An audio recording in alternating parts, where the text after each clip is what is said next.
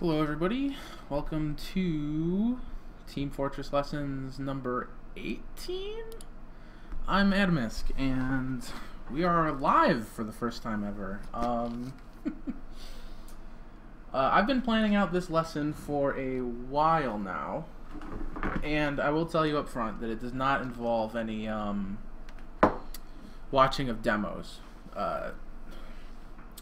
Well, it could afterward if we don't run too long, but we could watch something. But really, I want to just, I kind of wanted to go over the basics of how to read a game of TF2. Like, questions I hear all the time are like, how do you know when to do X? Or, in X situation, do I retreat or push forward? And that, yes. Fan go Doctor Who poster. For those of you watching on the YouTube, you do not get the benefit of enjoying the lovely chat off to my side monitor, which I'm going to try and ignore until it's time to do the questions section. I'm going to sit up and adjust this a little bit. So yeah, where was I? Reading a game of TF2. How I like to think of TF2, and actually I'm going to take a second to look at my notes because I spent days writing about this in my fancy little binder thing. If there was something I forgot from my intro. Oh, so one of the things I wanted to mention was that a lot of teams have a main caller, and when you're at the low level, you sort of expect the main caller to do everything. Like, you're like, oh, I'm just the scout, I don't need to know about Uber advantages or this or that, because my medic is going to say that, because medics are usually main callers. But there's two problems with that. First of all, you might not always be, you won't always be on this team, and you don't know like who's going to be the main caller in the future. And you don't necessarily play the same class all the time. So that's the first problem. You might want to have this knowledge in the future. And the second problem is, the more of a burden you put on your main caller, the more and the less that you know about the game, the more that that person has to calm. And you can only say so much as one human being with a mouth. Like, there's just a limit. So the more the whole team knows, like, the less has to be talked about, and the more will just run on autopilot properly. So, with that said, I want to introduce you guys to some concepts, because this is how I think about TF2. You guys might not know this about me, but I am a student of StarCraft, which is a game that's like really got a meta that's set in stone, and there's very core concepts about it that appeal to me as an analytical person, and so I sort of have taken elements of that and tried to incorporate them into TF2, and hopefully they're not like way off the mark. I like to think of a number of things in the game as resources, and I'm going to show you what they are right now. So this is my triangle of TF2. It represents everything, every factor in the game, basically. And I've divided that triangle into segments. Huzzah! These segments represent Uber charge, numbers, health and positioning in the same slide, apparently, ammo, and skill. Now, let me reiterate that skill is not skill. It means, I wrote down a definition, one second, what I mean by skill. Yes, the ability to manipulate your character in the environment and interact with other players for beneficial outcomes. Basically what that means is just ability to move around the map and shoot people. Movement, DM, communication skills like teamwork sort of factor in, but I would say that big part of skill in TF2 is understanding the entire like interaction between these things. Another thing I took from StarCraft is that you can sort of break this down into sections where the top half is what I will call micro, which basically means everything you do as an individual to affect the outcome of the game. And then macro, which is the team like aspect, like the overview, like the big general advantages that are going on. And you can see that there is some overlap, and we can get into that later. Do I have any more frames of this? No, this is the last frame. So ultimately, this is what we're looking at. Skill, ammo, health, positioning, numbers, and uber charge. And we're going to talk about what each of those things means, basically. I do not play Zerg. Shut up, Tiger. I'm a Terran. I'm a dirty, OP Terran. So, do I want to try and transition out of this? No, I think we're just going to blunder right into, oh no, it changed my font and format. 1 second, guys. Perfect. Now you guys should be able to see this. So, I've got my little chart here. Well, you don't need to know anything about StarCraft Anarchist, because we're playing TF2. That's what we do. Just think about TF2 when I talk about this. So first of all, skill. Skill is not... Oh, right. I wanted to talk about why I call them resources. And the reason I call them resources is because I think about every movement, every action in TF2, every decision you make as a transaction. You're trying to get something. You're trying to get something beneficial for you or your team. And to do that, you need to spend something. You need to give something up. And if you think about the game in that way, decision-making becomes a lot clearer, and you sort of get a better understanding of the choices you make, and not just what you're trying to get, but the repercussions that that has for not just you, but your team especially. So the first thing that we're looking at is skill. And I only include skill because I think people would get mad if I didn't. Your ability to DM. It's not a resource as such because you don't spend anything. You don't spend it. You don't have less of it at any point. But it's still a quantifiable advantage in your team. Like if you know that you're just better at aiming than your team, I mean, you can sort of ignore some of the other stuff if you're that much better.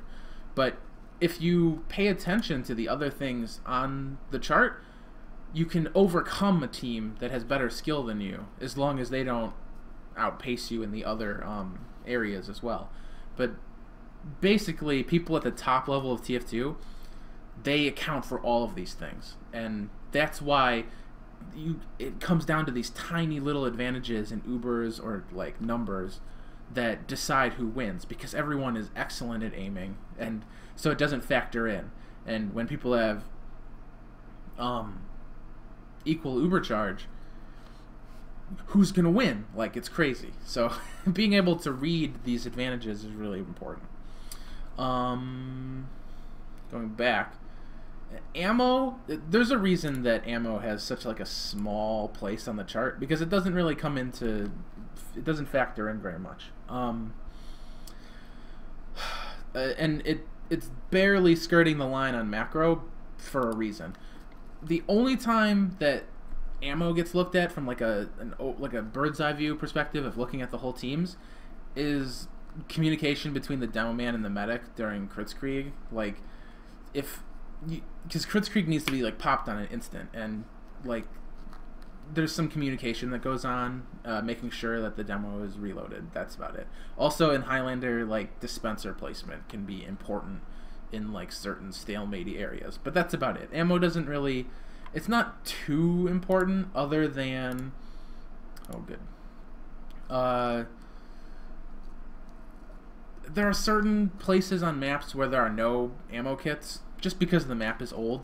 Like if you've ever defended Granary last as soldier, you'll notice that like you just run out of ammo because there isn't any in the whole giant section of the map. And that kind of sucks sometimes because if there could be a scenario where the enemy pushes in right as you happen to go into spawn to get ammo, and suddenly it's 5v6, and that's not a good situation. And there's the other reason that ammo is counted, but as a resource, and I'll explain that in a second. But also counting shots fired. This is especially important in situations like Scout v Soldier, where the Scout is putting pressure on the Soldier, and if he fires too many rockets, a good Scout will know how many he has in his clip and how long it takes to reload, and be able to make a decision where, oh, he's really weak because he only has one shot left, and I could take that shot and get in and kill him really quick.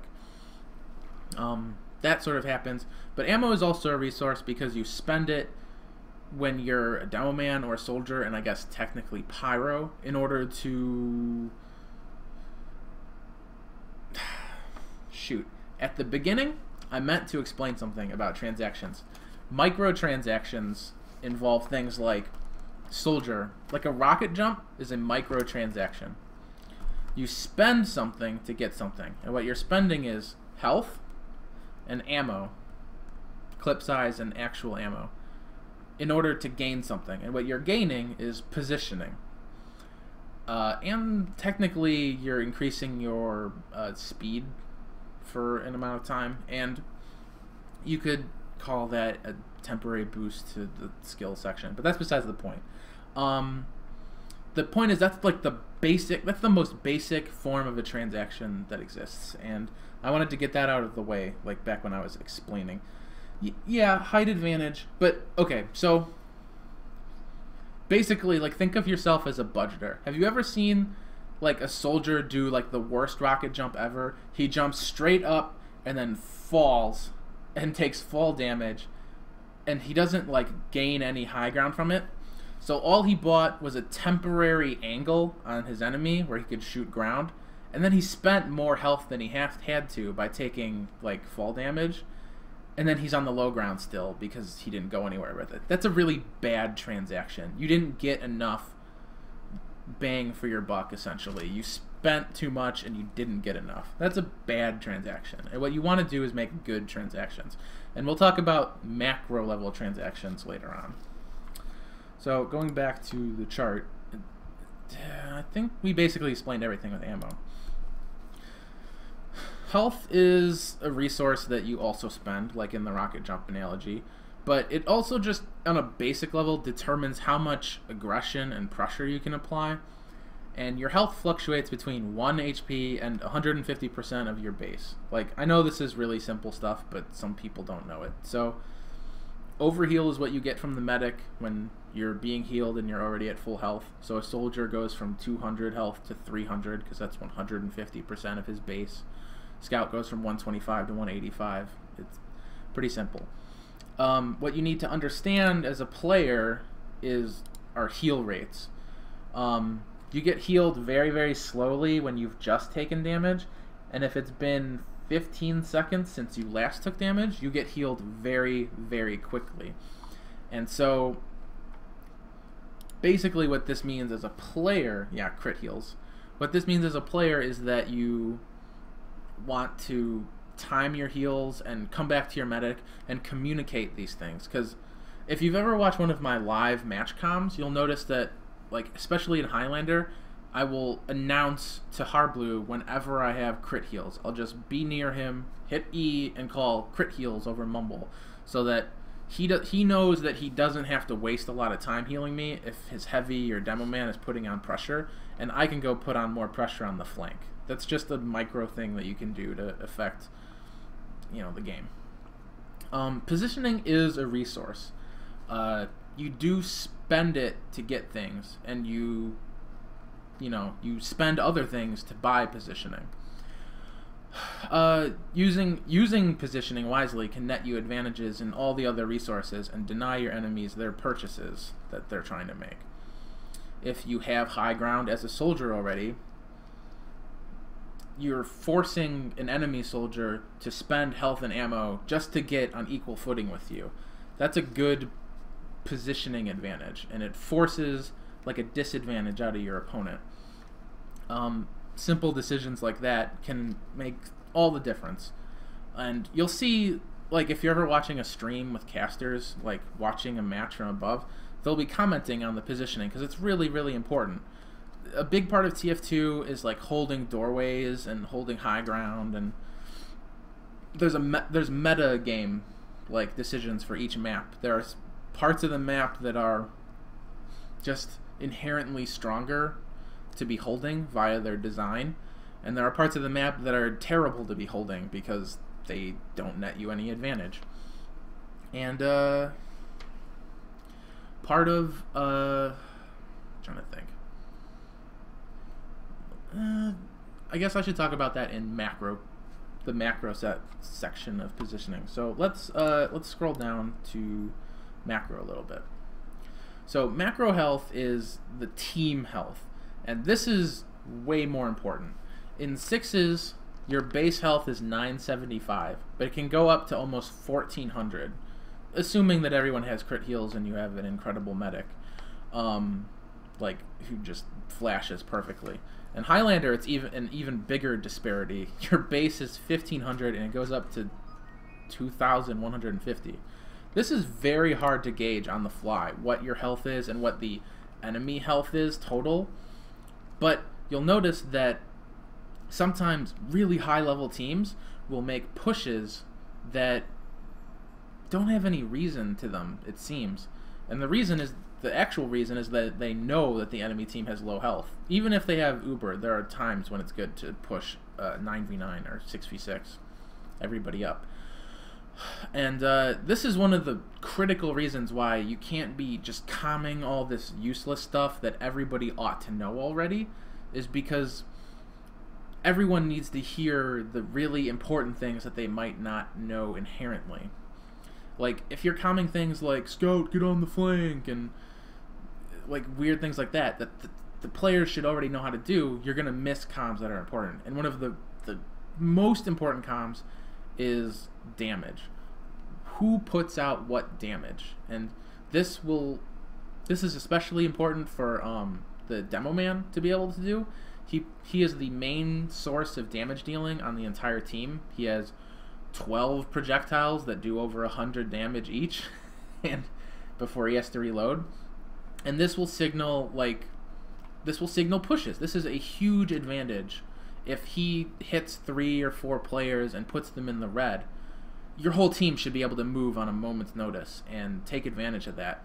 Even if they have Uber, which can sort of offset this, if your positioning is good and your timing is good, a flank player can get in and force the Uber based on all that damage that's been put out, and then you can kite it and use your Uber in response. Like, the more damage that you've put out on an enemy team, the worse their positioning is going to be for when they use their Uber. Spork.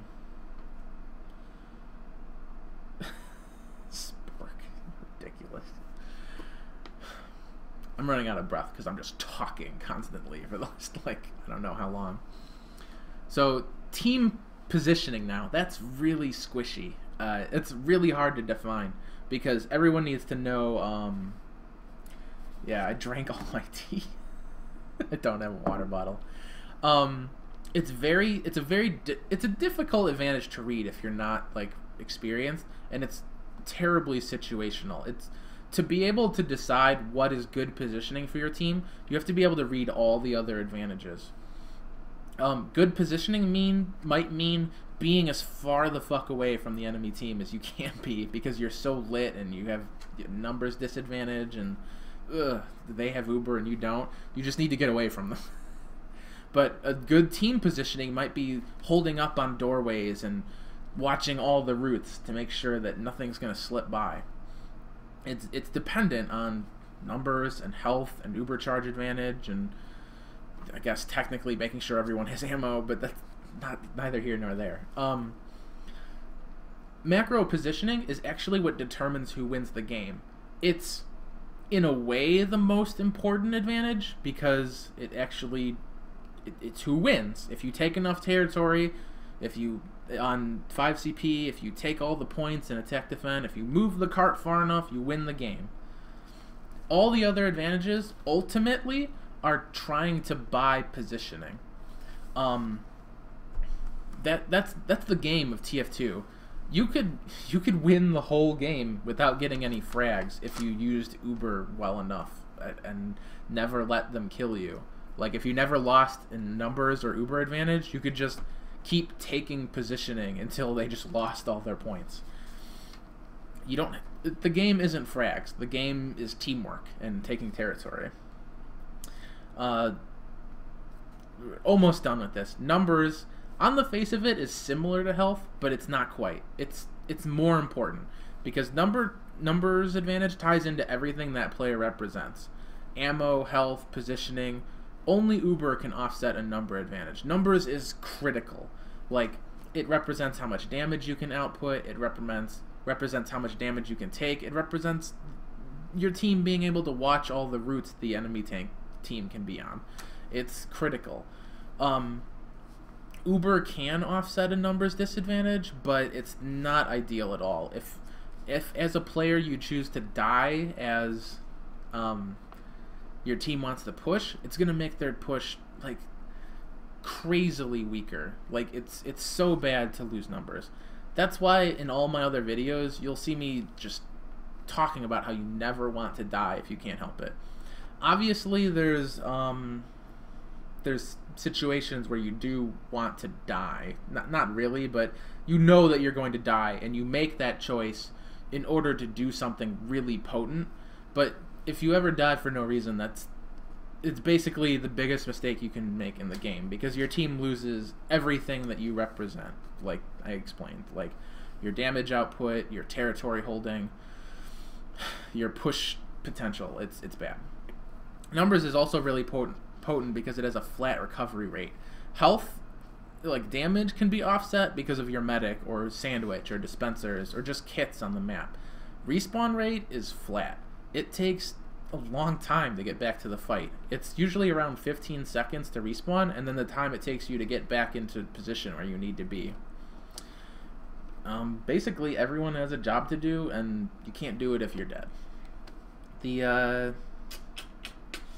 last thing is Uber charge. I think everybody understands Uber charge, but let me take a look at my notes.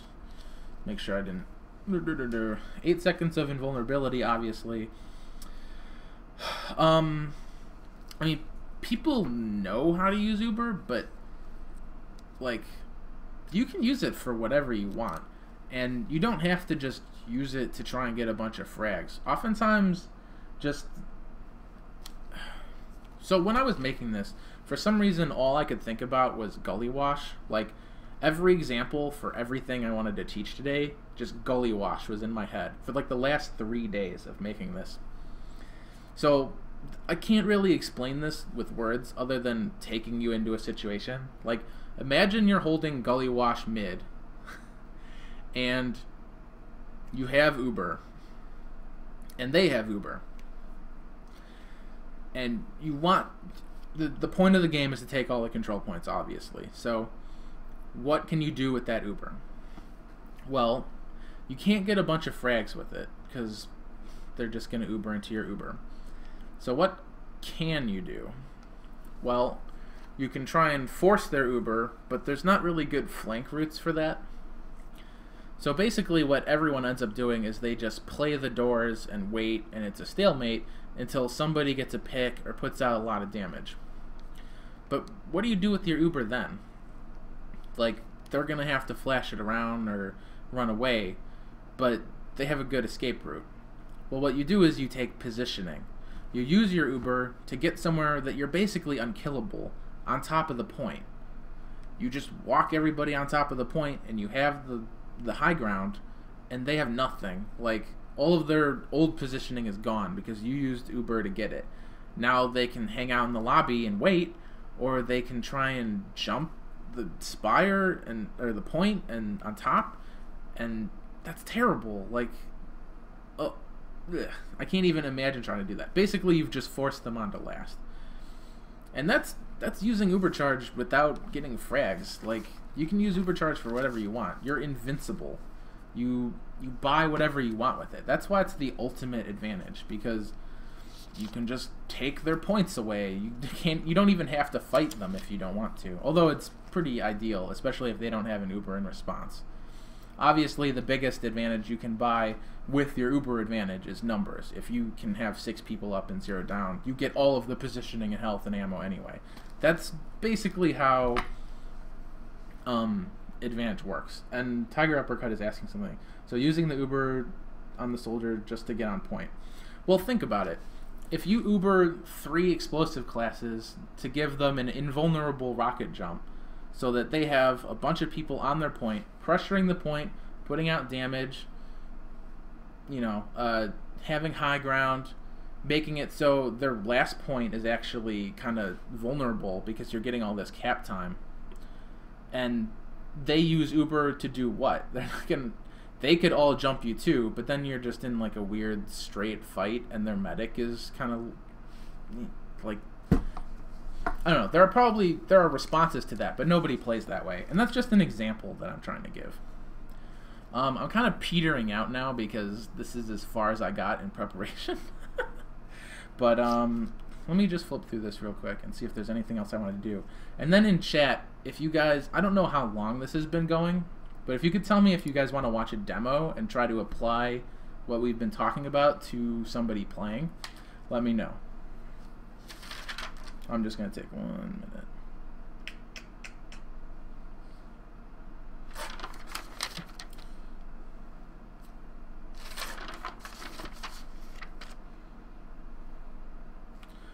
Oh, right.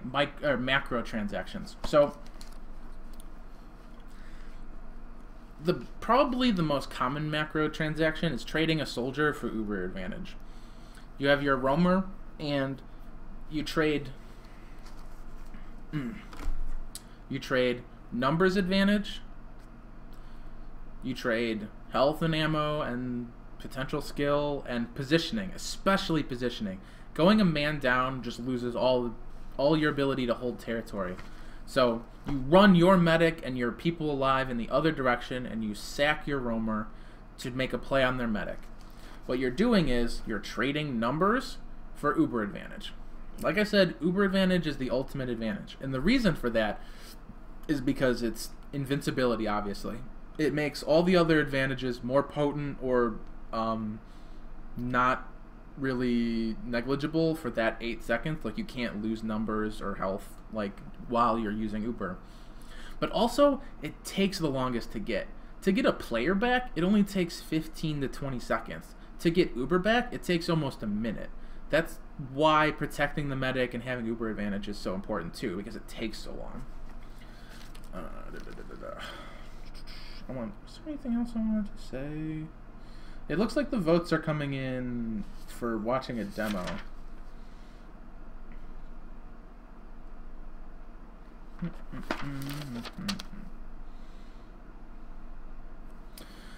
Alright, so let me just read my conclusionary statement. I'm just going to recap some things with this paragraph I wrote. Micro comprises everything you do as a player to influence the outcome of the game individually. Macro comprises the general overarching condition of the game and synergy between the players. With an advanced understanding of the macro state of the game at any given time will come a significant increase in the quality of your micro decision making. Also, with an advanced understanding of the macro state, and especially with your team possessing such understanding, that's all 6 of you, teamwork and communication will become very strong due to having a mutual understanding of goals and required actions. This is going back to, yeah, it is conclusionary, going back to what I was saying about everybody on your team knowing all of these things that you want to do. And this also factors in with like having mutual play style and experience playing together, knowing already what everybody wants to be doing. Oh, and finally, the metagame can change. Classes played, items used, and tactics utilized can change. You as a team and as players don't have to play in a way that is standard. But if you want to be good at this game, you have to understand it. Studying the game in this way won't change and can't hurt your play. Sorry, my handwriting just got really bad at this part. Unless Valve does a massive mechanical overhaul of how the game is designed, which I doubt will happen, things like measuring Uber charge and holding doorways and counting how many players are on each team, that's going to stay constant. So here's what I'm going to do. I'm going to end the stream for about 5-10 minutes. This is going to be one whole lesson by itself. My dog is ringing the bells on the door. I should probably feed him and walk him since it's getting kind of late. Then when we come back, we're going to watch a demo of probably... Well, the first demo from LAN was Banny on Process. That's the one I wanted to watch first. So we can do that when I come back. And we'll have to do that kind of quickly because I have class a little later on. So, yeah, that's what we're going to do. Thanks for watching this, guys. And I hope you learned something because that was hard to do. That was a lot of talking. Yeah, thanks. I'll see you guys in a bit.